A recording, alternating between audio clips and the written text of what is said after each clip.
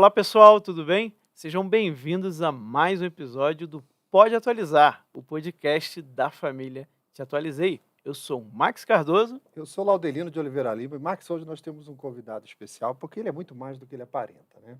Então você acha que ele é só um deputado, não é só um deputado, não, tem mais coisas, vocês vão ficar sabendo. Quem está com a gente hoje aqui, É Max? verdade, um grande amigo, por sinal, também. André Fernandes, seja muito bem-vindo. Que isso. Muito obrigado, eu que agradeço a oportunidade de estar aqui participando. E obrigado a todos vocês aqui que estão acompanhando. Com certeza vai ser um bate-papo muito bacana. Maravilha. A gente que agradece ter aceitado o que convite, isso. uma honra. E, olha, a gente começa sempre falando um pouquinho da vida da pessoa, né? Como é que é a né? sua origem, família, formação, estudo, trabalho, como é que começou a vida do André Fernandes? Nasci no interior do estado do Ceará, numa cidade chamada Iguatu, 100 mil habitantes. Entretanto, com 4 anos de idade, fui morar numa cidade ainda menor chamada Cariús. Na época, 12 mil habitantes. Então, pequena mesmo cidade. Meu pai, pastor da Assembleia de Deus, Tempo Central, ou seja, assembleano. Já nasci dentro da igreja, sou cria de igreja, sim. Eu falo que o que me formou foi as escolas dominicais. E ali, sim, eu aprendia exatamente o contrário do que o mundo pregava. A escola dominical que dizia qual era o caminho certo, o que é que deve ser feito, como é a relação filho-pai, pai para filho, questão de respeito, hierarquia, decência, enfim. Não era o melhor aluno, tá? Vou ser bem sincero, eu não era o melhor aluno. Apesar de tirar nota boa, não era aquele aluno que gostava de ler, que gostava de estudar e tudo mais. Acho que perdi um grande tempo quando eu vi o quão era bom ler, aprender, entender e chegar numa roda onde todo mundo estava conversando e na minha cabeça eu estava dizendo assim, meu Deus do céu, o povo aqui está perdendo tempo, não está falando de nada produtivo, não sai nada interessante. E daí eu comecei a viajar, entender que era bom ler e tudo mais. Então, aí foi um salto na minha vida. Fui morar sozinho logo cedo. Sou de uma geração, tenho 26 anos, então sou geração YouTube. Perfeito. Geração YouTube, isso é fato. Alguns até dizem que eu escapei. Mas com 12 anos de idade, criei meu primeiro canal do YouTube. Olha Sou só. cearense. Não, sério, qual era o conteúdo do canal aos 12? Fazia pegadinha, fazia piada. Que legal. Você gravava pegadinha na rua, assim? Na rua, com minha família, botava peruca, de peruca, usava o vestido da minha irmã, cantava, fazia paródia. Esse canal tá aberto, né? Não, tem os vídeos ainda. Eu tive uns 3 canais, né? Então, ainda circula um bocado desses vídeos aí. Então, pegadinha. Cheguei a fazer stand-up. Que legal. Ainda muito moleque, eu cheguei a ser o 3º maior canal do estado do Ceará. Uau. Na época que fazia Caramba. comédia, na época que fazia brincadeira. Se eu não me engano, os canais que ainda eram acima de mim era Chafudaria, Camila Ucres. Já tinha passado o Siricato Ceboso, que é outro canal também muito grande lá do nosso estado. E aí eu fui morar muito cedo, ganhando dinheiro do YouTube, né? Comecei minha faculdade. A primeira faculdade que eu cursei foi Economia, na Universidade Pública, Universidade Regional do Cariri. Isso com 17 anos. Com 18 anos, fiz o concurso da Polícia Militar, passei também no concurso da Polícia Militar. Larguei a faculdade, comecei a fazer os vídeos falando sobre política, sobre religião, temas sociais, enfim. Aí foi chegando no que a gente chegou hoje. Quer dizer, É um breve resumo da minha vida, tá? Tinha quantos seguidores lá no canal? Na época que eu fazia comédia? 300 mil. 300 mil seguidores. 300 mil. Cara, Não, os e vídeos estavam 1 milhão, 2 milhões, Caramba. 500 mil. E na época rendia bem, tá? Sim, um o CPM YouTube pagava alto no melhor, YouTube. né? Nossa! Não, você pega que Ceará é a meca de stand-up, de comediante. É verdade, Tem uma é baita verdade. vocação regional, Claro. como nenhum outro estado tem. Eu não sei para vocês lá, a gente que é do Sudeste, Rio, o sotaque é muito bom para piada, é Sim, muito engraçado combina. a maneira Encaixa, como né? fala, encaixa Como perfeitamente. a gente fala, o pessoal lá são tudo fresco. Fresco é tipo assim, gosta de brincar mesmo, tira onda. Não tem a hora, não tem um filtro. Sim. Né? Não tem um filtro. Então, Quer dizer, você se sobressaiu de um ambiente que já tem uma tradição, não é, Verdade. não é fácil, né? Verdade. Você ser um cara que... agora, interessante que, olha, em 2013,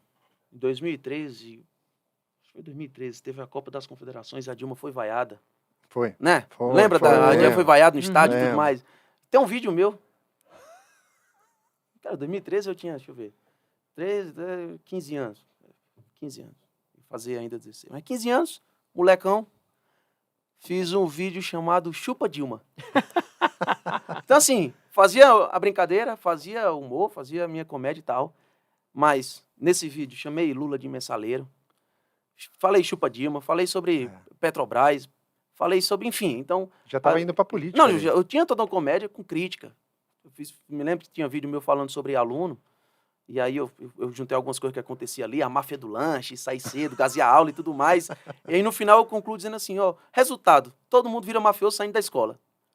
Mas nem todo mundo precisa sair da escola para ser mafioso, como o nosso ex-presidente Lula. Então, sempre tinha essa crítica. Aí, o povo xingava e tudo mais, mas deixa lá. Eu lembro que o Bom pessoal, demais. não vaiava no estádio. Era uma frase. Ei, Dilma! Vai, né? Lindo! Emocionante. E aquilo pegou demais, né? E até o pessoal dizia que aquilo, a origem tinha sido o Olavo de Carvalho, que falava nos programas dele. Sim. No final, ele fechava fulano, vai plantar tomate. É verdade, né? é verdade. Tinha isso Aí o mesmo. pessoal meio que repetia. Você lembra de alguma piada do stand-up? Assim, marcante, uma que fazia sempre sucesso? Olha, tinha algumas que talvez a gente não possa mais fazer hoje em dia. Geralmente era O piada mundo mais ficou pesada. chato, né, cara? O Cara, mundo ficou não, tá chato chato. demais, Eu tenho certeza cara. que se eu falar aqui algumas das coisas que eu falava lá, eu era cancelado rápido demais. Eu seria cancelado E muito agora o foco tá em você também. Como né? estão cancelando o stand-up? Não. Tem vários aí Stand-up que estão... hoje Ah, é é verdade, uma pena. verdade. Você vai ver, não pode mais mexer com gordo, você não pode mais mexer com homossexual. Muito bom. Falar em gordo, o Monark saiu por causa disso, né? Teve um problema, foi relativo a isso aí. Mexer com gordo. Um né? dos. Um dos. Mexer Um com dos gordo. problemas. E, gente, você falou do Olavo. Quando que você redipilou? Qual foi esse momento que, caraca? Se bem que ele já tinha uma luzinha. Olha, dele, É. já tava. Foi quando eu entrei na faculdade. É mesmo. Foi quando eu entrei na universidade. Basicamente, paralelo. Teve uma época que eu parei de gravar os meus vídeos de humor, de comédia, paródia e tudo mais. Foi mais ou menos ali em 2015. Eu já tinha participado de manifestação pelo impeachment da Dilma e tudo mais. Eu não deixava isso exposto no meu canal, porque no meu canal tinha de tudo. Tinha, apesar do povo não saber o que era ainda na época, mas tinha direita, tinha esquerda, Claro. tinha tudo. E aí eu não levava muito a bandeira partidária, fazia Sim. crítica e tudo mais, mas não levava. Então eu participava, mas ficava ali na minha. Votava, mas ficava ali na minha e tal. Quando eu parei de fazer esses vídeos, e aí foi numa época que eu vi o primeiro vídeo que eu vi do Olavo de Carvalho, que ele estava chamando os jovens de imbecis. E ele falava no vídeo, ele fala assim, a juventude é um bando de imbecil. Porque ele chega na universidade, Sim, eu lembro disso. ele chega na universidade e acha que ele está revolucionando, Entrando no grupo, entrando num grupo, aceitando bullying. aceitando o bullying, aceitando o que a universidade está falando, aceitando o que os alunos estão pregando, o que os professores estão falando, e ele acha que está revolucionando. Quando, na verdade, o que é que ele está fazendo? Ele está virando as costas para o pai e para a mãe. Sim. Ele não é revolucionário, ele é covarde. Revolucionário era se ele chegasse lá e ligasse o foda-se para todo mundo e dissesse, eu respeito meu pai e a minha mãe. Quem E tá aí certo sim. são meus pais. né? Então, eu disse, caraca, bicho, faz sentido. Exato. É isso aí. Então, foi na época que eu entrei na universidade. E aí, eu já, obviamente, eu sou cristão, assembleiano, evangélico. Meu pai sempre me mostrou o certo e o errado. Minha formação é do meu pai. Legal. Obviamente, sempre muito presente na minha vida. Só que ver um professor falando isso, eu disse, cara, muito massa. Eu vou chegar na universidade e vou arrasar. Não, vai ser muito bom. E aí tem uma professora que eu sempre falo, não tenho medo de falar o nome dela, Jaqueline, professora de História, que quando chegava na sala e começava a falar sobre política, ou sobre cristão, ou sobre tabus que tinham que ser quebrados, eu contestava. Eu a contestava mesmo, na frente dos alunos. E ficava aquela, eita... Eu nunca passei na matéria dela. Nunca passei na matéria dela, isso é fato. Cheguei no terceiro semestre, ainda estava devendo a primeira cadeira que era dela. Mas aí, quando eu passei no concurso da Polícia Militar, acabou que eu deixei a faculdade de lado, engajei por outro lado, depois voltei a fazer outra faculdade, outro curso. Mas foi basicamente isso, quando eu entrei na universidade. Aí sim, foi quando eu disse, cara, é muito bom você ter um conhecimento. É muito legal você ter argumento. Porque você chegar ali numa roda onde está todo mundo conversando e você só ser mais do mesmo, é chato. Mas quando você chega e você diz, não, o que tu tá falando é mentira. Não, o que tu tá falando não é bem assim. É. Então eu comecei a ser esse cara chato. E cada vez que alguém dizia assim que eu era chato, que eu tinha mais vontade dava de eu ser mais ainda. Então, cara, é muito bom ser chato, é muito bom. E aí eu comecei a ler, aí comprei livro de Olavo de Carvalho, comprei outros livros na época, comecei a assistir curso, Aí foi onde eu tomei minha Red Pill. Excelente. Bom, e na faculdade você estudou economia, como você citou, e você também estudou ciência política. Isso. Como é que foi essa migração de um curso para o outro? Economia eu cursava 100% presencial. Estava lá de segunda a sexta, faculdade, à noite. Era no Iguatu, ou seja, lá no interior, eu falei. E aí eu passei no concurso da Polícia Militar, deixei o curso de lado. Eu disse, não, agora eu vou me preparar, vou ser policial e tudo mais. Nesse interstício de tempo, onde eu fui aprovado, junho de 2016, até o final de 2017, eu só tinha feito o quê? Os meus exames médicos para ir para a polícia. E fazia os meus vídeos falando sobre política, assuntos sociais, religião. Eu lembro que teve uma época que eu meti até Valdomiro de Santiago no meio de um vídeo. Pô, isso aí deu 19 milhões de visualização no Facebook. Tinha página com 1.200.000, derrubaram por discurso de ódio. Criei outra dizendo, só porque eu sou um cearense, eu sou conservador e eu não aceito o que o sistema está dizendo, derrubaram minha página. Estou criando outra, eu peço que vocês me sigam, compartilhem em 24 horas, 300 mil seguidores. Caramba! Então, começou a engajar bastante. No final de 2017, eu disse, não, eu preciso fazer uma faculdade. E eu vou fazer eu vou pegar mais esquerdista que tem, vou pegar um curso mais esquerdista que tem. Que é para eu saber o que é que eles falam para a gente ter um contra-argumento. Eles falam lá e a gente tem um contra-argumento. É até difícil dizer que tem um contra-argumento dentro da ciência política, porque é muito porcaria o curso, desculpa. Mas é muito porcaria. Deve ser mesmo. Não, é muito porcaria. O curso que o Olavo estava anunciando, né? Vou lançar o curso de ciência política. Eu disse, meu Deus, finalmente, um curso de ciência política de verdade, porque o que a gente aprende lá é esquerdismo, é doutrina pura. Então, assim, aí eu comecei a fazer sempre presencial. Já foi na época que eu estava viajando, palestrando no estado do Ceará, falando sobre esses assuntos que eu falei. Me candidatei em 2018, então, para dar continuidade nesse curso, eu tinha que ir uma vez por semana lá, mas fazia o resto de forma virtual. E foi assim que eu fui levando, os 4 anos de curso. Porque uma coisa que eu percebo nas formações de ciência política no Brasil é que elas são realmente muito rasas, né?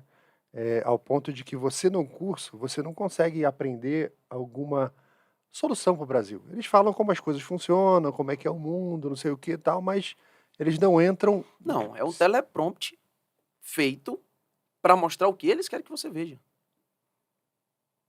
Teleprompter feito assim, ó, tá aqui e isso é o que aconteceu. Ou seja, aquele princípio da universidade de você abrir a sua mente, Sim. lá é o contrário, né? Não, aí isso aí é para embestializar, né? Aí fica assim, é fechado. Eu já vi isso em algum lugar, Max. Onde é que eu vi quando usa um negócio assim? É burro, né? Então ele vem para fechar a tua visão, né? Cara, ó, isso aí já aconteceu no meu curso de economia. Você viu o quão ridículo é, ao invés do professor chegar na sala de aula aí, tem ali uma lousa, tem a mesa dele aqui, tá à frente, acima de todo mundo. Aliás, ele é a autoridade da sala, né? E ele vai lá e dá aula e dizer o que é isso, aconteceu e tudo mais. Não, hoje vamos fazer uma roda aqui. Vamos fazer um círculo. Todo mundo de igual para igual. O professor fala o que tem lá no livro e pergunta para o aluno o que é que ele acha, se aquilo ali é correto. E o segundo, o que é que você acha que o primeiro falou? Resultado, todo mundo sai pensando uma coisa diferente, ninguém sabe de merda nenhuma. É o povo, uma geração de analfabeto funcional. O povo não sabe o que é que acontece e tudo mais. O curso de ciência política é um teleprompter feito para demonizar a direita, o conservadorismo e pintar figuras esquerdistas como celebridades, salvadores da pátria. No curso diz que Lula foi o mega cara do acordo internacional. Nossa. Que o Brasil tanto precisava. Nossa. Sabe como dói você ter que apertar ali naquela opção, dizer assim, quem foi? O período Lula foi marcado por... A resposta Aí você tem que colocar lá que foi grandes acordos internacionais, que foi o cara que revolucionou a América do Sul. Ou faz isso ou não passa. Sim. Ou faz isso ou não passa, mas de fato um curso raso. Agora, que ginástica que eles devem fazer lá em economia, né? Porque você pega os dados, você pega a história dos países, né? Não fecha, gente. Não fecha. Uma Estatística, economia né? socialista, uma economia comunista não fecha. Não fecha. Tanto não fecha que a própria China percebeu que não tinha como seguir uma doutrina econômica comunista, né? Porque ela segue uma doutrina econômica capitalista, né? Apesar de não ter um mercado aberto, que é tudo no fundo acaba ali no controle, mas ela percebeu que a lógica comunista não fecha a conta. A Argentina percebeu, né? As pessoas perceberam que a conta não fechava e que aquilo ali ia para um buraco sem fundo, né? E agora a gente está aí com um liberal, alguém o Milei que segue a escola austríaca, né? Uhum. E agora a gente está vendo no Brasil a mesma coisa começando a acontecer. Primeiro ano de governo, André. A gente está agora iníciozinho de dezembro. E os números já estão péssimos. Péssimos. Como é que você está vendo isso? Se você for pegar o acumulado de janeiro a outubro de 2022, o Brasil tinha o governo um superávit de 70 milhões, acumulado de janeiro a outubro. Bilhões, né? Bilhões, eu falei Milhões. bilhões. De 70 B de bola. Se você pegar o acumulado de janeiro a outubro de 2023, temos um déficit de 74 bi. Diferença de 144 bi. Isso aí. Do positivo para o negativo. Inverte, né? Né? Então, cara, é absurdo. Se for pegar só outubro, temos 40% a menos do que tivemos no ano passado. Como é que alguém consegue dizer que o Brasil está indo bem, meu Deus do céu? Pois é. E você tinha ainda o governo transferindo renda para a população, auxílio emergencial, Não, a gente Auxílio vinha de uma das- crise vinha de mundial. uma crise, você reduzindo imposto, devolvendo dinheiro para a sociedade, toma de volta para vocês O aí. Lula está conseguindo ser pior que a Ele pandemia. superávit. Ele consegue ser pior do que Superávit, a é. pandemia. E agora eles usam a desculpa, dizem que é porque esse foi o teto aprovado e que eles tiveram que furar e que, enfim, vão furar de novo agora no ano que vem. Eles não vão cumprir meta. Sim, não tem intenção. O próprio Guimarães, que é o líder do governo no Congresso, na Câmara dos Deputados, falou abertamente no evento do PT que se não fizesse isso, se eles fossem seguir, ou seja, se fosse fazer algo bom para o país, cumprir meta, seguir a meta, não gerar déficit, eles perderiam as eleições. Olha Então ele diz, só. nós não podemos cumprir a meta. Porque se a gente fizer isso, nós perdemos as eleições. Nós precisamos ganhar 2024. É como se ele dissesse assim, se eu boto comida na mesa do meu filho, eu não consigo comprar a chuteira do meu futebol de sábado. É a mesma coisa. Ou seja, é toda uma visão para si, para o partido, né? Aquela visão de poder. É um projeto de poder, né? Um projeto de Brasil. O Brasil ele só atrapalha, fica no caminho, né? Sim. Então, mande o dinheiro, eu vou aumentar o imposto o máximo que eu puder, né? Eles olham o que eu preciso fazer para não me dar mal. Ah, nesse ponto eu tenho que fazer tal coisa para não dar mal. Beleza. O resto, O Brasil é uma ferramenta para eles. tá nem aí. pro É uma resto. ferramenta. É. Ferramenta de enriquecimento. Você teve como deputado estadual lá no Ceará, inclusive foi o mais votado na época, né? 2018. 109 mil votos. Como é que foi esse período aí de 4 anos lá? O Nordeste também tem uma influência da esquerda muito forte, né? A esquerda ainda domina lá. Quando eu falo domina, eu estou falando de comunicação. Tá? Se você for pegar no interior mesmo do nordestino, ele é na sua essência conservador. Tá? Ele é na sua essência conservador. Ele respeita as leis, ele respeita os pais, ele entende de hierarquia, ele não é ele vai contra o progressismo, essa mudança repentina para chegar em um lugar que nunca vai chegar. O nordestino não, o nordestino inclusive tem aquela fama de bruto, de antigo, de tudo mais, mas é mesmo, na sua Mas essência Pé no chão, né? Vê a realidade. Vê a né? realidade. Gosta do simples, né? Nada mais lindo, nada melhor, nada mais bonito do que um homem simples, uma esposa Sim. simples, Minha filho fé, minha simples e tudo família, mais. né? Então, o básico, o nordestino na sua essência tem isso. Mas a esquerda conseguiu dominar a comunicação. Eles conseguiram dominar a comunicação. Eu falo isso porque eu tenho propriedade, eu sou cearense, eu rodo o Nordeste, eu não rodo só o Ceará. Eu sei o que é o cara ser conservador, mas na mente dele, ele achar que o fato dele ter trabalhado 6 anos, 7, 8 anos, de segunda a sábado, não sei quantas horas por dia, para pegar metade do seu salário e comprar uma moto, ele achar que o Lula deu uma moto para ele. Olha só. Ele achar que Se ele está pegando aqui, se ele tem um salário de R$ 1.000, que deveria ser 2.000, mas 1.000 vem de imposto, e ele acha que o filho dele está tendo uma faculdade, é por causa do Lula. Então, a comunicação que eles conseguiram levar para o povo nordestino, eles dominaram.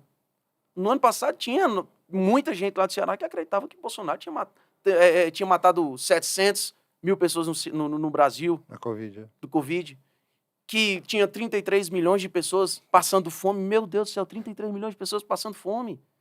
Hoje você pega, você mostra. Não, era insegurança alimentar. Ou seja, Sim. a gente está comendo essa semana, próxima semana, não sei, daqui a 3 semanas, não sei como é que vai ser, porque o negócio não tá muito bom, mas Sim. é insegurança alimentar. Agora dizer que tinha 33 milhões de pessoas passando fome, e o povo comprava a ideia. Comprava a ideia de que Bolsonaro não tinha comprado vacina.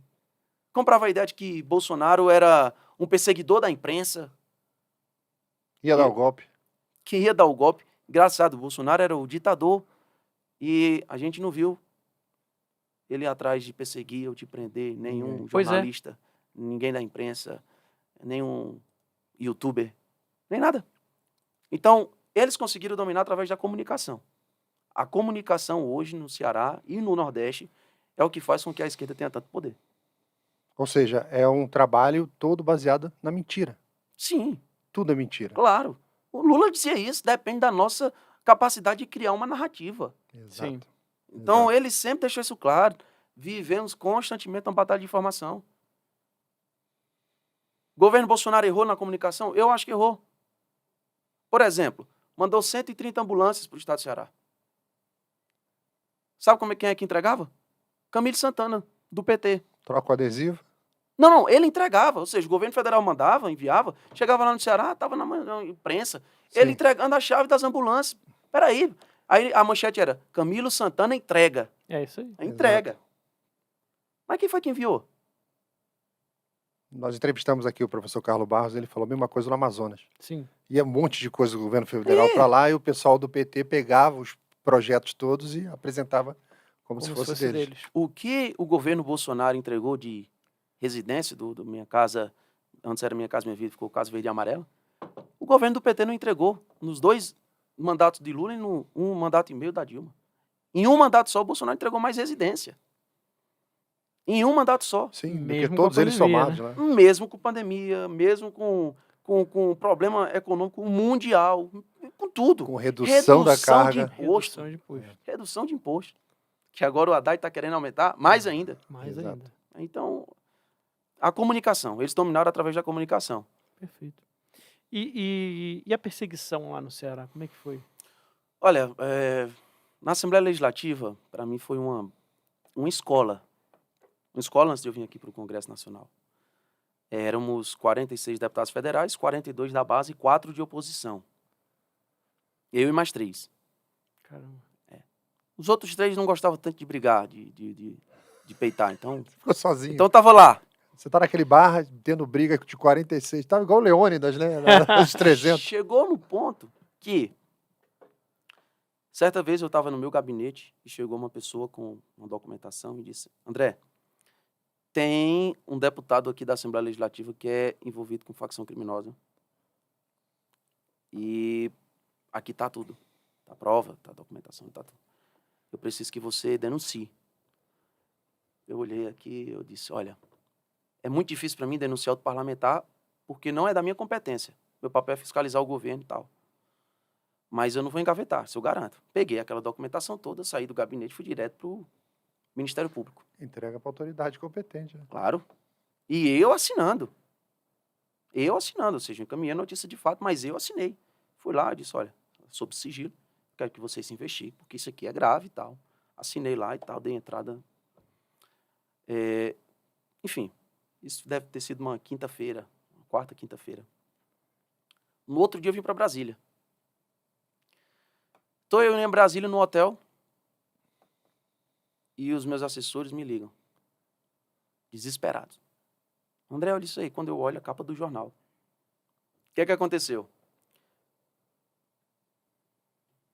O procurador ligou para o presidente da Assembleia e disse, André entrou aqui com a documentação falando isso, o deputado tal. O que é que eu faço? Mas esse é o procedimento jurídico Não, normal? claro que não. Mas Quando foi que a gente... Saudades do tempo que a gente tinha o procedimento jurídico correto. O presidente da Assembleia disse, manda para a imprensa. O cara mandou para a imprensa a cópia de tudo. Caramba. Como foi que a imprensa noticiou? Deputado André Fernandes acusa o deputado tal de envolvimento com o PCC.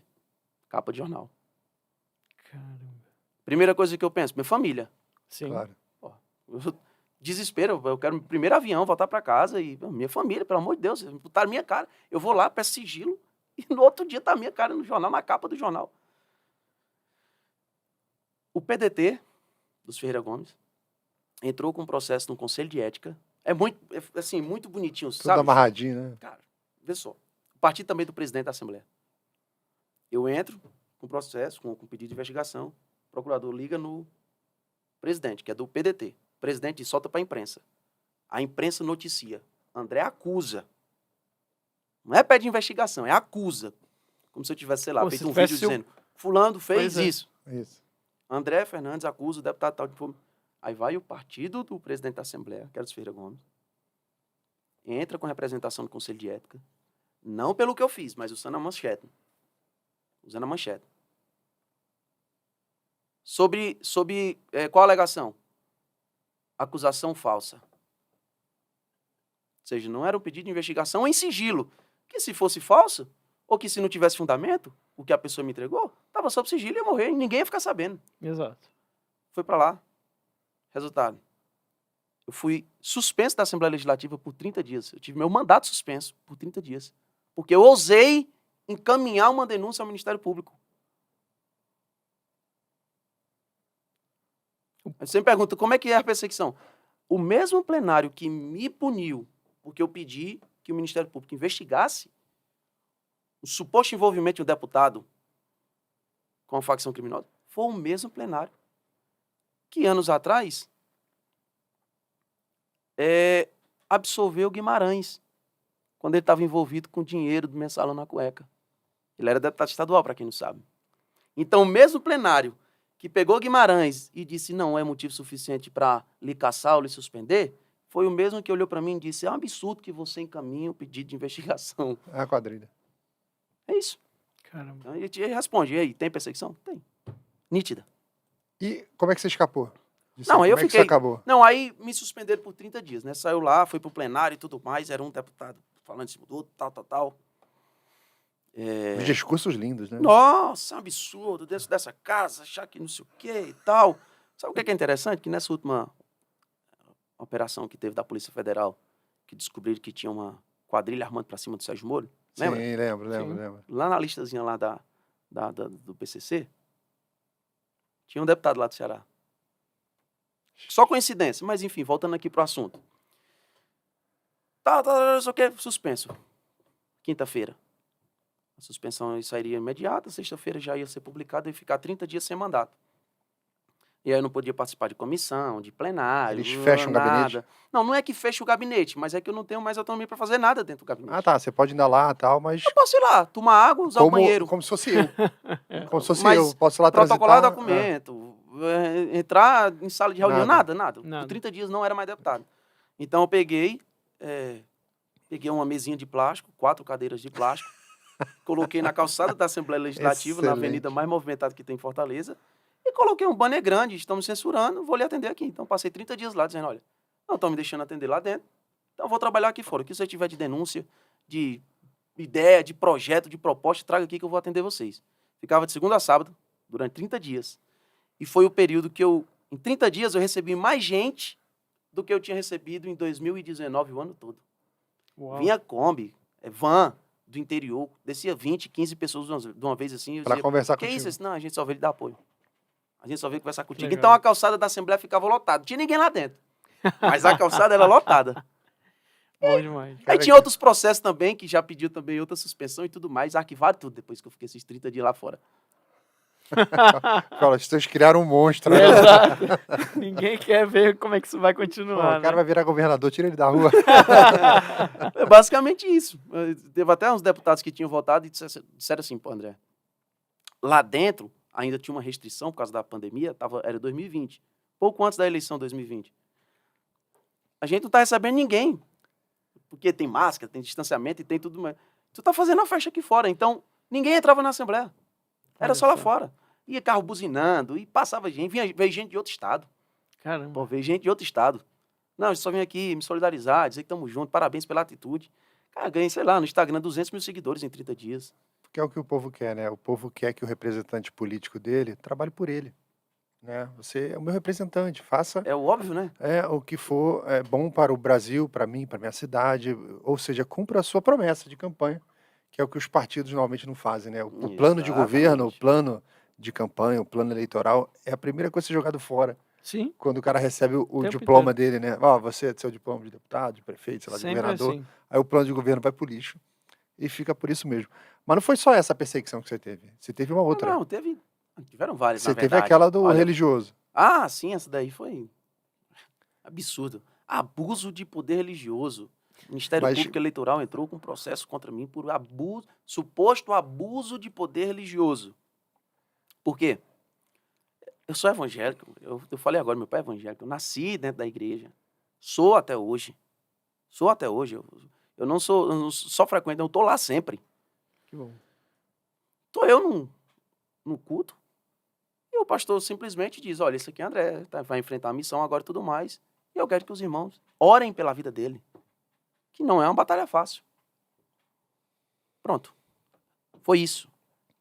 Foi isso. Esse que é o poder E religioso. foi julgamento para mais de ano. Colocaram o pastor como réu.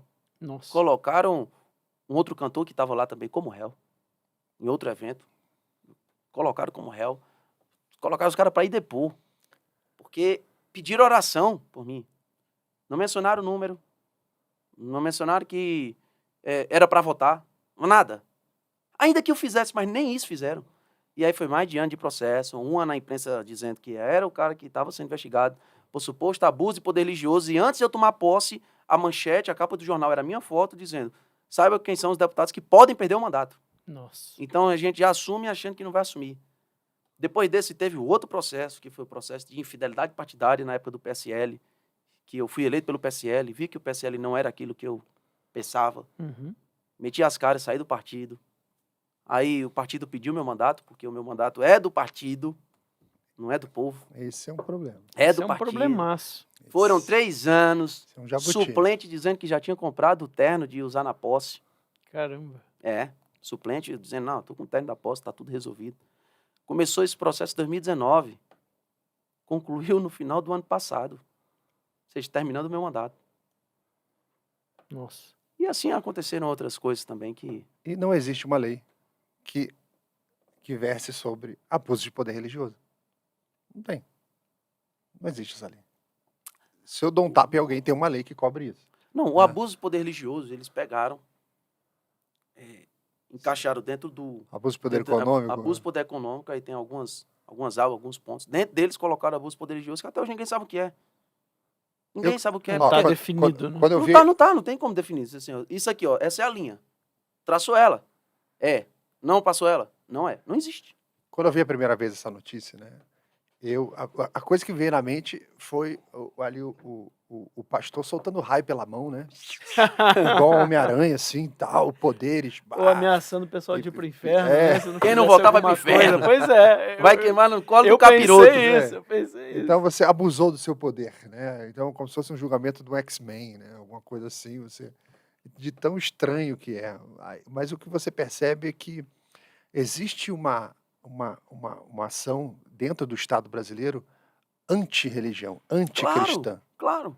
Isso é muito claro, Claro. cada vez mais Por claro. que um grupo LGBT pode sentar na reunião e dizer, nós LGBTs estamos pedindo para que você, homossexual e tal, vote fulano, que é homossexual e vai nos representar. Só vai votar o que é de nosso interesse. Eles podem. Outras religiões? Podem. As feministas? Podem. Todo mundo pode. A igreja não pode pegar e dizer, pessoal, vote nesse candidato, que esse aqui vai representar a Sim. igreja. E eles chamam isso de pluralidade. Pois é. Do lado deles, né? Não, Do lado deles, a pluralidade, né? Pro Exato. nosso lado, jamais.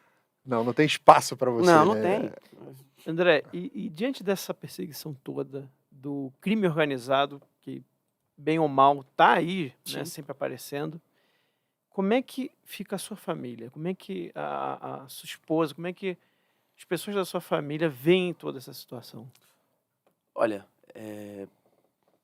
eu acho, sendo bem sério, eu acho que eu me preocupo mais com eles do que eles mesmos. A minha esposa, eu vivo dando carão nela. Eu digo, tu vacila demais. Tu não presta atenção. Meu pai e minha mãe, eu digo a mesma coisa. Eu digo, como é que vocês vão para restaurante? Como é que vocês sentam aqui num lugar desse, aberto? De costa para a porta. Eu fico doente. Eu fico doente. Então, assim, eles entendem que o perigo é para mim. Eu entendo que o perigo é para mim e para quem está do meu lado. Sim. Então, eu me preocupo mais com eles do que eles mesmos. A verdade é essa. Eles estão preocupados comigo. Meu pai e minha Entendi. mãe não se falam, pô. Me liga direto. Meu filho. Imagino. Aí o pai, mãe, benção. Tem que pedir a benção. Claro. Falar com meu pai e minha mãe sem pedir a benção, deu um livro. Pai, mãe, benção. Não, tô bem. Não, mas chegar em casa, me liga. Mas mãe, aqui vai demorar. Mas me dê manda mensagem. Tá bom, mãe. Que legal. Você chega à noite, mãe, tô em casa. Aí ela, vou dormir agora tranquila. Então, eles se preocupam mais comigo. Você tem do que filhos? eles. Ainda não. Você vai entender. Você vai entender quando chegar lá. Você vai entender. Isso é muito bonitinho, isso tem muito valor, né? Isso que você Sim. está falando, né? Que você já está falando e a gente está percebendo uma base familiar. Ah, claro, Né? total. E como isso é importante na formação, né, das pessoas, de você ter um porto seguro. Família é sempre um porto seguro, né? A gente pode sair para o mar, pegar uma tempestade, se quebrar todo e voltar para o estaleiro. Tem uma família esperando a gente ali no estaleiro. E- Inclusive, é o pilar que eles querem derrubar, quebrar. Exato. Porque sabe que Exato. se tudo der errado, tem a família. Tem a família. Se não tiver família, Se tem você nada, não tem sobra para onde nada. voltar, É isso aí. você vai ficar até naufragar. é exatamente esse o ponto que eles querem atingir, a família. Porque é o pilar que sustenta a pessoa. É No isso final aí. de tudo, você tem amigo, tem vizinho, tem tudo. Deu tudo errado, o emprego deu errado, seus amigos viraram contra você, meu irmão. Tá todo mundo desacreditando de você e tudo mais. Você diz, meu Deus. Aí só tem lá o pai, a mãe, a esposa. Porto Seguro, né? Isso tem Com muito valor. certeza. Para quem ainda não tem, eu recomendo, né? Não aguarde muito tempo, não espere muito, não faça muitos planos, Corra atrás né? logo. Vai logo, porque Tem que é ser. igual filho. Para quem já teve filhos, né? Aí você vê que depois que você tem, você percebe que existia um buraco em você que você não sabia que existia. Aquela criança vem incompleta. Aí você fala, eu não sabia que eu estava incompleto. E agora eu estou num nível, assim... Uma descoberta, né? E que você fica super encantado, né? Que fala, cara, eu fui feito para isso e eu não sabia. Né? Igual, sei lá, você pega um dia o controle remoto e você bota pilha nele. Aí você liga ali a televisão, o controle remoto descobre que eu não sabia que essa era a minha função, né? Eu estava aqui para isso. E filho é a Que mesma massa. coisa, é muito bom, cara, bom Legal. demais. Que massa. Não demore, Não, não demore. tô correndo pra isso. André, seu aniversário foi dia 10 de dezembro. Ah, é. Parabéns. Obrigado. Mas não teve, você não estava na festa, você não foi para Não, a festa é. do Estava aniversário. trabalhando. Como é que foi Então. aí, dia 10? Domingão ensolarado aqui em Brasília. Antes de saber que teria essas manifestações, obviamente, estava marcando viagem com a esposa e tudo mais. Já também é nosso aniversário de casamento. Parabéns. Mas, manifestação. Eu não me recordo de uma manifestação, principalmente pautas assim nacionais, de eu não ter ido. Eu sempre tive em todas. Como deputado estadual, sempre estive ali na rua, independente do número de pessoas. Se tinha 50 pessoas ou se tinha 5, 10 mil, eu estava lá no meio. Quando eu soube dessa de 10 de dezembro, eu disse, amor, não vamos comemorar aniversário não, nós vamos para lá.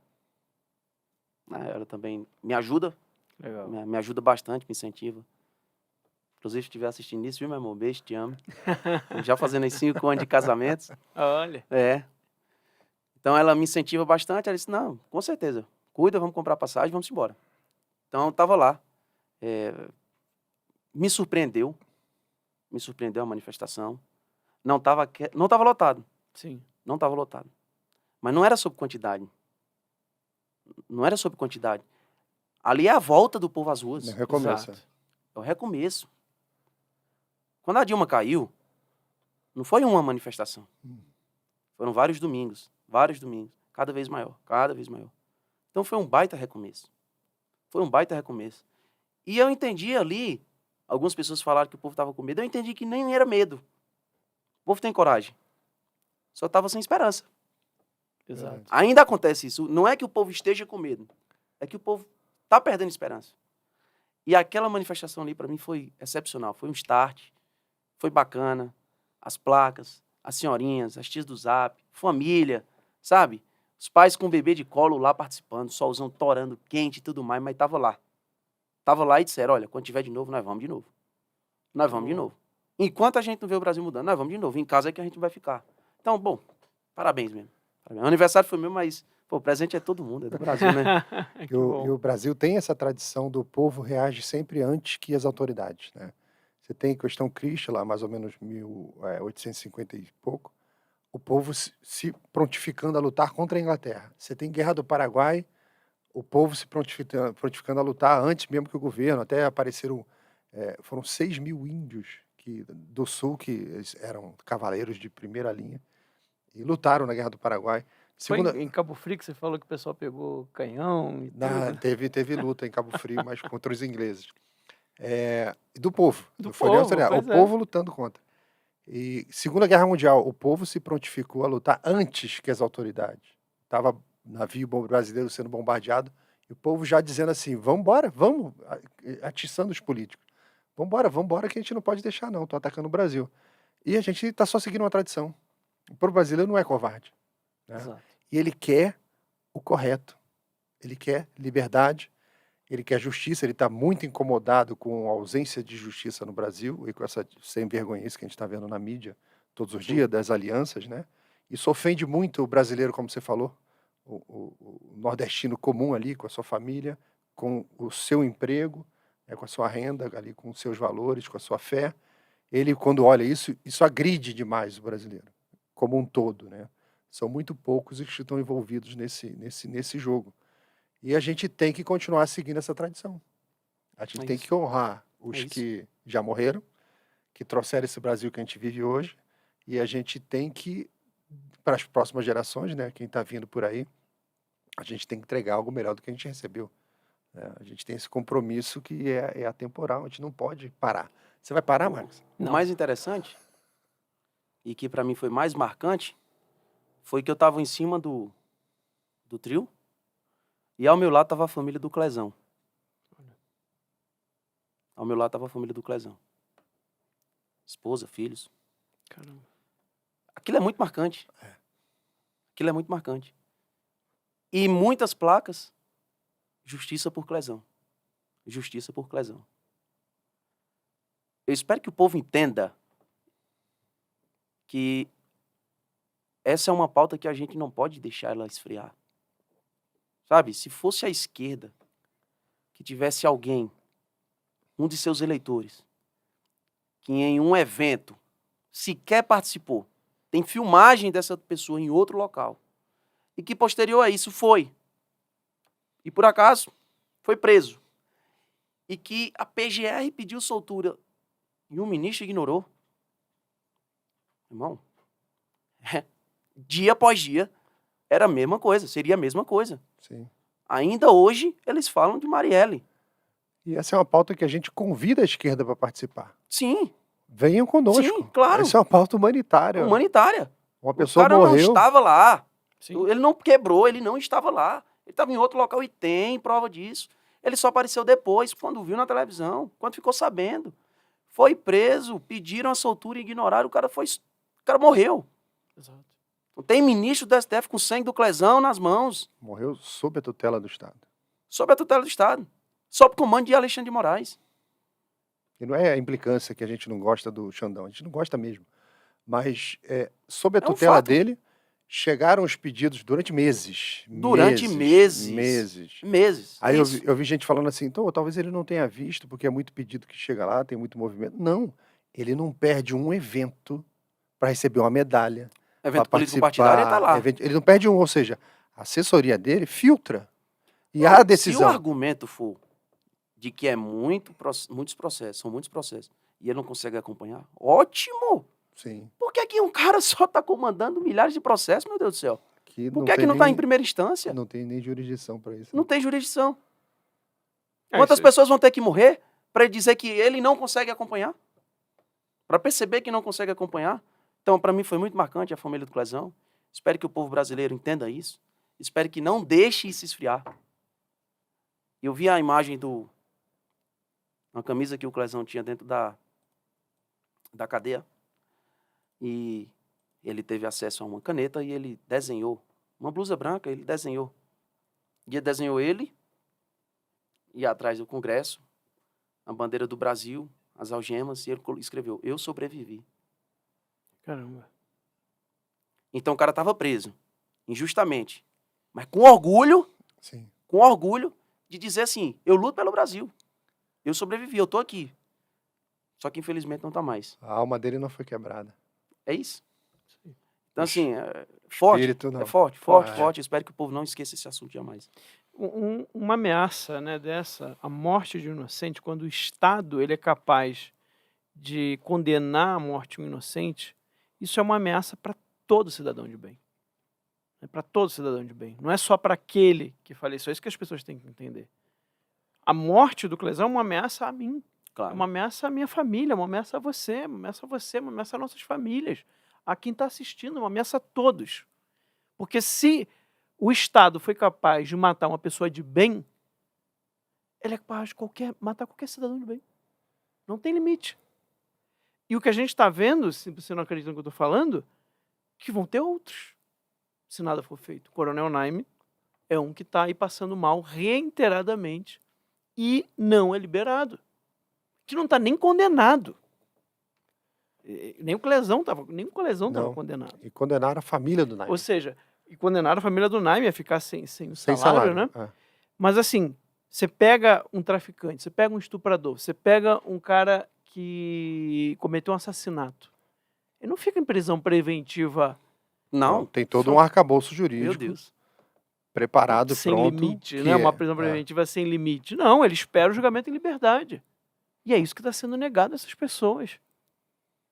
A última vez que eu falei com a família do Naime, não tinha nenhum processo, não tinha a acusação, não tinha o processo, não tinha. Não tinha. Ele estava preso preventivamente. 1 ano. Quase 1 ano. Já vai fazer um ano. Quase 1 ano. Preventivamente. Não difere muito do calabouço, né, medieval. Sim. Você deixa a pessoa lá, deixa lá. Você vê em filme o cara pendurado na gaiola lá, deixa lá. E vai ficando. Alguns têm uma estrutura que consegue lidar melhor, outros não, como foi o caso do Claudinei, que tentou suicídio Isso. essa semana. Sim. Triste. Não era pra pouco, Mais um. né? E que graças a uma policial, né? Tava lá e ajudou ele para que isso não acontecesse. Quantas pessoas não vão? É o desespero. É o É o desespero. desespero. Eles sabem que o Clesão morreu. Sabem que tem outras pessoas morrendo. E não tem esperança E de não sair. tem expectativa Nenhuma. de soltura, de liberdade. Porque não existem regras. É o que a gente fala todo dia. Vamos soltar um determinado conteúdo. Será que isso pode dar problema? Não sabemos. Não existem regras.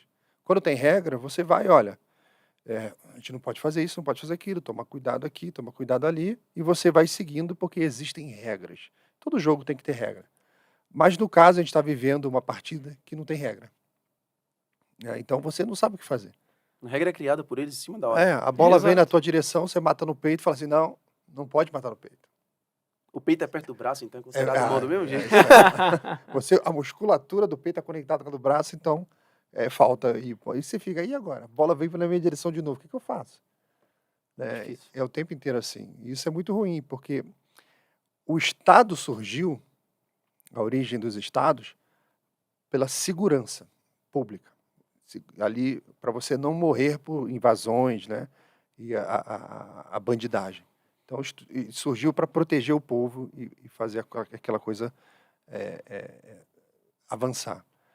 E a gente vê por esses eventos como estão acontecendo no Rio de Janeiro, que a população está tendo que sozinha reagir para se defender. É uma ausência do Estado chegando na prática mesmo, como se o Estado fosse todo um círculo, que ele nasceu para te proteger, não sei o que lá, não, mas eu também vou cuidar da economia, mas eu também vou cuidar da educação. E aquele círculo está completando. E que não tá fazendo, né? e Exatamente a completou função para que foi criada. que ele não está fazendo nada do que ele foi criado. E agora o povo está tendo que se virar sozinho. Sim. Né? E aí dele se deixar de pagar os impostos. Então está muito claro essa questão tanto do Clesão, quanto do Claudinei, quanto do Naime, que existe uma total ausência de justiça. É ausência total. Isso fere assim, o sentimento do brasileiro. Tá começando agora a imprensa está percebendo isso, né? Tem muitas Sim. pessoas da imprensa que estão começando a falar, ops, tem alguma coisa estranha aqui. Inclusive dentro da própria esquerda, um ou outro já está assim, com o olho aberto, falando, acho que criamos um monstro. Né? Mas não é por solidariedade ao povo que está preso, não. Não, É porque exatamente. bateu tá água bateu na bunda chegando, deles. a aguinha tá chegando É. lá. A água bateu na bunda É. e faltou dinheiro também, né? Meu irmão, Porque os caras vão ser responsabilizados agora pelo que uma pessoa fala na entrevista. Ao vivo, como é que faz? Aqui, pois com a é. Aqui, gente. a gente tá conversando. Ah, E tem outro detalhe. né? Agora eles estão entendendo. Ah, chegou neles? Pois é. Tá bom. E tem outro detalhe, o dinheiro não dá para todo mundo, né? A Globo, você vê, foi a que menos criticou. e aqui Menos, mais ou recebeu. seja, não está preocupada. Por quê? Porque está recebendo muito. Agora, pelo que a gente tem ouvido falar, Estadão parece Nossa, o que Estadão tá... cortou, né? E aí a gente entra num outro assunto que eu acho que é importante falar aqui, que a gente viu Lula 1, Lula 2, toda aquela farra com dinheiro público, né? Mensalão. E aí agora, esse ano, parece que só mudou a roupa, né? Seja, Lula 3 é... pois é, agora Tão como ou pior. pois é, agora é só a emenda, não, a emenda parlamentar, né? Antes era o orçamento secreto, né? Agora é emenda parlamentar. Agora é só a emenda parlamentar, agora não tem mais compra de voto, não tem mais negociação. Olha, PT, a esquerda, é só maquiagem. É só maquiagem. Eles, sei lá, passaram a campanha falando que o Bolsonaro estava matando os Yanomamis. Exato. Eles pararam agora de fazer o acompanhamento e registro, que eles faziam mensal, de acompanhamento do povo de Yanomami, porque estava piorando a situação. Então tem 2 meses que eles não entregam mais um relatório, porque está piorando. Caramba. Porque está piorando. Mas se fala mais disso? Não fala. As emendas, que antes era o orçamento secreto, que em debate Lula prometeu acabar.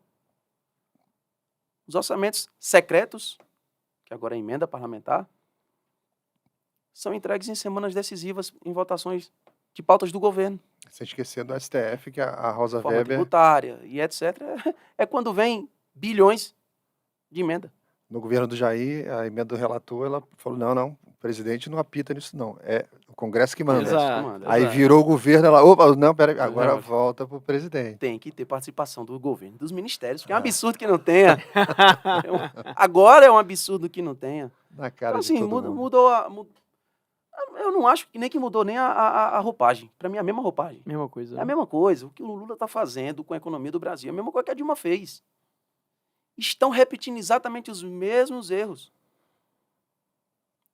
É questão de tempo. Até o povo sentir no bolso. É questão Sim. de tempo.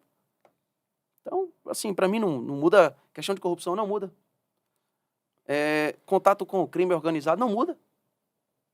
Se tem mulher de traficante, de criminoso entrando, de chefe de facção criminosa entrando dentro do ministério, então para mim não muda. Ministro envolvido em escândalo de corrupção, não muda. Esquema para comprar voto dentro do parlamento, não muda. A farra com dinheiro público, Lula e a esbanja, meu Deus do céu, não muda. E soubemos essa semana que tem uma pessoa dentro da PGR que era ligada às facções criminosas, Exatamente. né? Exatamente. E essa pessoa com acesso a todos os sistemas, podia consultar tudo e tal. A Polícia Federal, por acaso, chegou nessa pessoa. Por acaso, uma investigação, por acaso, chegou nessa pessoa que é dentro da PGR.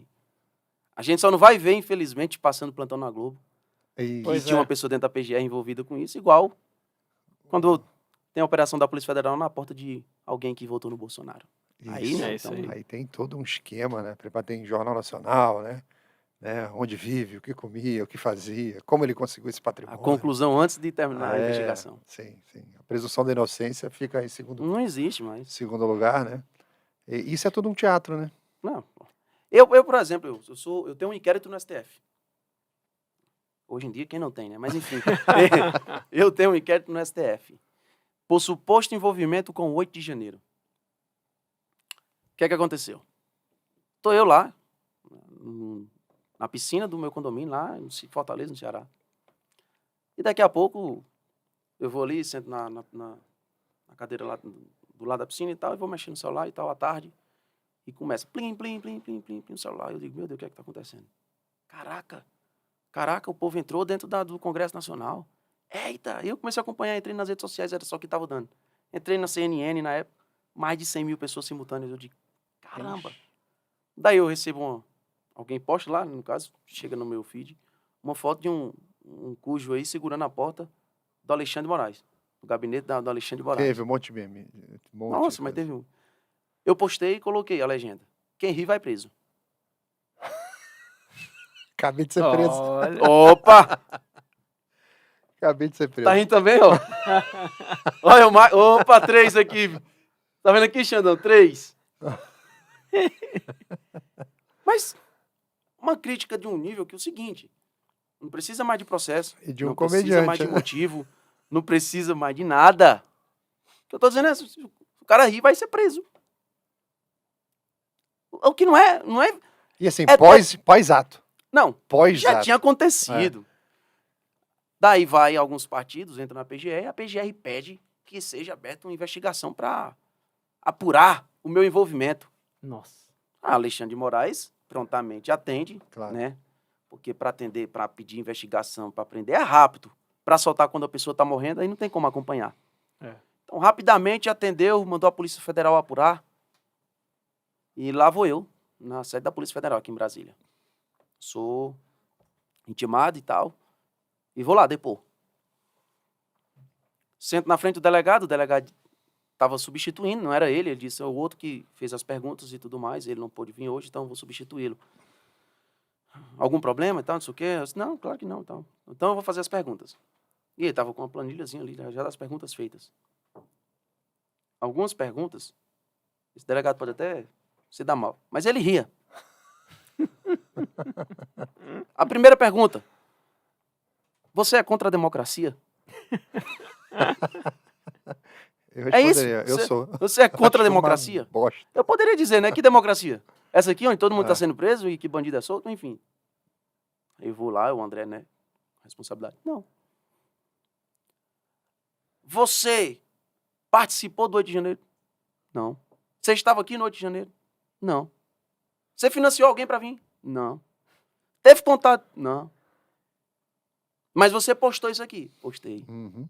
Qual a intenção de postar isso em meio aos ataques antidemocráticos no Brasil? Eu disse, de dizer que quem risse seria preso. E ele riu? Não. Aí eu vou prejudicar o delegado. Mas é umas perguntas. Tinha pergunta que ele dizia assim, não, peraí. Aí lia de novo, eu disse, não é. Ixi. Eu acho que é assim. Aí me Eu vou ler, eu vou Sabe, ler. eram umas perguntas tão estúpidas. Um negócio tão esdrúxulo que não tem como. Foge da... Tipo, você se arrependeu de postar. Meu Deus, você vai no delegado pra você dizer se você se arrependeu de fazer um post no Twitter. Você é um psicólogo. Você sabe, não tem? Então... E aí eu saí de lá, tipo assim... Aí eu fiz um vídeo, as pessoas estão saindo, perguntas esdrúxulas e tal. Com 2 semanas, resultado do relatório da Polícia Federal. Polícia Federal conclui que André instigou o 8 de janeiro. Nossa. A Polícia Federal do Dino, né? Ah, sim. Então, aí foi pra PGR, fizemos a nossa defesa, a PGR entendeu que não tivemos nenhuma participação, é só olhar a questão de horário, não tem instigação, não tinha mandado ninguém fazer, e já tinha acontecido. A PGR pediu arquivamento. Claro, não foi arquivado. É melhor que eu continue sendo investigado, né? Então tem uns 5 meses aí que foi pedido arquivamento e não foi arquivado ainda. E acho que vai demorar mais uns 3 anos. É, quero das fake news foi uma coisa, né? É mais interessante que eu continue sendo investigado. Aliás, toda vez que eu falar alguma coisa, um deputado da esquerda aponta o dedo e diz, você é um investigado, para eles tá bom demais. Então tá rolando lá. Eu queria entrevistar o Aras, cara. Perguntar para ele qual a sensação, senhor Aras, de você pede para arquivar um processo. Mais dicas de passagem. O Aras, o que é que ele faz hoje? Tem vários assuntos. Então existe uma pessoa, um subprocurador responsável por cada área. Então todos os fatos envolvendo o 8 de janeiro, seja de políticos, seja de Jair Bolsonaro que envolveram, seja das pessoas lá, é de um subprocurador, Carlos alguma coisa que me falhou o nome agora dele. Tá? Então foi determinado para que ele cuidasse de tudo. Então Aí eu acho que vale a pena perguntar para o subprocurador. Não, mas eu falo como Aras, como o chefe de Ah, tudo, tá, né? tá, como- É, o chefão Como de tudo lá. instituição, né? É. Tá. Sim, Você, Aras, você nomeou um o dono da subprocurador. acusação, né? Você nomeou um subprocurador, botou ele ali, falou, é isso aí, trabalha pra caramba, faz isso aí, vamos lá, tamo junto e tal. Aí ele vai lá e pede, não, ô, Supremo, arquiva isso aqui que eu não vou acusar, não. Aí o arquivo desobedece o seu subprocurador e você. Como que é isso pra você, né? Essa decepção, essa tristeza, quando você deita em casa lá no travesseiro pra dormir, assim que ninguém te respeita, né? Você, Quando pede para abrir, você, abre. Mas quando pede para é, arquivar, tá cagando e andando. como porque- que é isso? As pessoas te dão bom dia na rua também? Eu não sei, porque deve ser uma decepção tremenda, né? Você chegar em casa assim, a sua esposa olha pra você, foi mais um dia duro, ninguém te respeitou, né? É. Aí ele vai lá, eu queria fazer essa pergunta pra ele. Tenso. É tenso, a situação é tensa. A verdade é essa. Não, eu lembro que do inquérito das fake news, né? A Raquel Dodge pediu já para arquivar Ah, 2 vezes, né? 2 vezes. 2 vezes. O Aras pediu para arquivar e nada. Solenemente. Aí vem minha crítica à PGR, que eles não arquivam, aí eles dão sequência, aí existem etapas que você precisa da participação da PGR, e ela participa do processo. Já que foi ignorado, por que é que não É. ignora também, não participa para não dar caminhamento? Aí você pega, anexa outras pessoas, tal, algumas eles aceitam, outras não. Quer dizer, ele entra naquele jogo. Fala, não, meu filho, isso aí eu mandei você arquivar. Não adianta você ficar mandando coisinha pra cá, não. E aí você percebe também, a gente estava falando da farra do dinheiro público, quanto que de dinheiro que não é gasto com essa bobeira. Sim. Quanto não custa isso, Quanto né? que não custa aí o tempo do delegado, o tempo do deputado para falar de post de Twitter? Que não tinha No nada. Supremo Tribunal Federal. Supremo Tribunal Federal. O maior salário da República são dos Uma ministros. reforma urgente, cara. Ele precisa de uma Sim. reforma urgente. Sim. Transformar numa corte constituinte e pronto. Nós vimos que quando o doutor Sebastião Coelho saiu, se aposentou, ele surgiu como uma voz criticando isso tudo, que para mim vem um recado claro de que dentro do judiciário existe uma insatisfação que está acontecendo e um Sim. monte de gente não fala por conta da ética do cargo e Porque tá várias lá outras ainda. coisas. Porque está lá ainda, tem receio, eu não sei o que é. Mas não se pronuncia. Ou seja, eu falo isso direto. Ou o judiciário participa dessa reconstrução Sim. desse Brasil, ou essa reconstrução vai vir de fora do judiciário e vai doer. Porque você pega uma folha dirigida, qualquer jornal que fale de concurso público, você vê que a gente já vive uma ditadura do judiciário. Só olhar os cargos. Olha, tem concurso para médico, R$2.000, professor 1.000 e pouco. O cara aqui, o inicial do judiciário, lá, 19 mil. Aí eu olho assim e falo, peraí, executivo, legislativo, aqui, por que o salário desse cara é 8 vezes maior? Já existe, dentro da própria folha de pagamento, você já vê que existe algo esquisito, algo desequilibrado ali entre os poderes, na própria folha. Ou eles acertam isso, fazem parte da solução urgente. O Brasil vai ter que passar por um 2.0 em breve para consertar isso tudo. Nenhum país sobrevive Sim, não sobrevive. com isso que a gente está vivendo hoje. Então, a solução vai vir de fora e eu acho que vai doer para vocês, tá? Pessoal do Judiciário, se preparem. Bem. Queria agradecer muito aqui a presença do André Fernandes. Foi bom demais, bom demais. que Assim, isso. a gente se sente mesmo na mesa com os amigos, né? A gente poder desabafar Obrigado. um pouquinho Não, é também. Bom, eu que agradeço, bom demais o papo e estou sempre aí à disposição.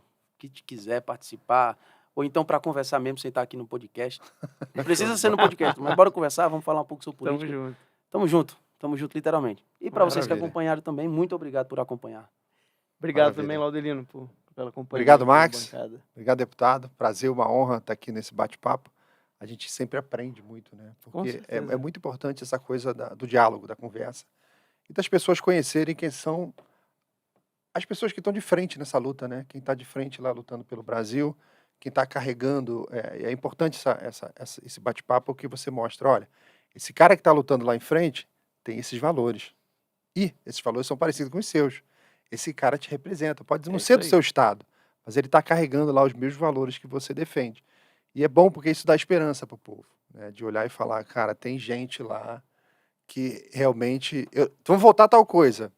Agora eu sei qual vai ser o voto do André. Eu sei que ele não vai concordar com isso. Então é importante conhecer quem são os soldados que estão lá de frente. Interessante isso aí. É. O povo realmente já sabe qual é o meu voto Antes de eu declarar. Isso aí. Isso é interessante. Muito obrigado. Obrigado. Eu que agradeço. Valeu. Pessoal, obrigado, família. Obrigado aí todo mundo que assistiu. Fiquem com Deus e até o próximo episódio do Pode Atualizar. Tchau, tchau.